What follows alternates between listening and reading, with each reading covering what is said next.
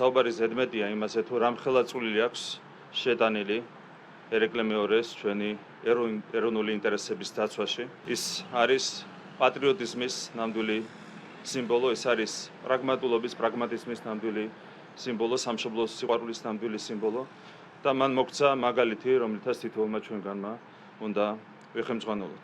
ეს ძეგლი ერთგვარი გზავნილია ჩვენი შვილებისთვის, რომ საქართველო მარადიულია თავისი ისტორიით, რომელიც ხან ბრძოლით, ხან შენებით და რაც მთავარია, გონიერი პოლიტიკით დღემდე მოგვიტანეს ჩვენმა წინაპრებმა.